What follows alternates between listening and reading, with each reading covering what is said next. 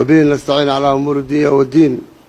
صلى الله تعالى على سيدنا محمد وعلى آله وصحبه وسلم أجمعين. أما بعد، السلام عليكم ورحمة الله وبركاته. والصحافة كان أنا إذا يالني صحافة ugu yeelnay waxaan u qabanay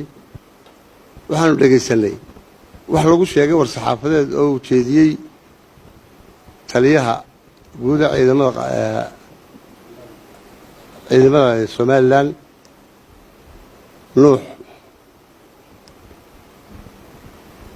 waan fahmi weynaa ama waan garan weynaa waxa uu uga jeeday hadday dhaliil cid ku taal isagay ku taala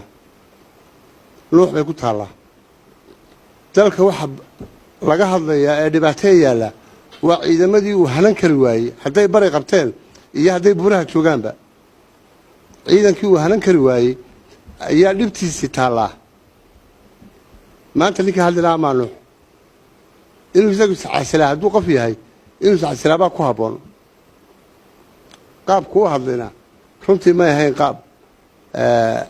wax qof bini'aadam oo madax u hadlo nabadgelyada khatar bay ku ahayd hawl wax kasta oo laga khatar bay ku ahayd annaga waxa lagu sheegay niman meel taagtaagan ma taagnina hawlaha dayacday baanu haynaa kuwii dayacday ayaanu haynaa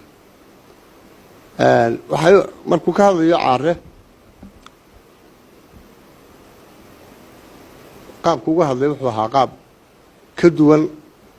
qaab madaxtinimo waxa muuqatay inaanu caare u jeedahayna inuu beelu jeed yahay ayaa noo muuqatay taasina ma ahayn inuu qaabka hadalkaas u soo dhigo hadday madaxweynaha isku og yihiin way arki doontaa way cadaan doontaa haddii kale madaxweynaha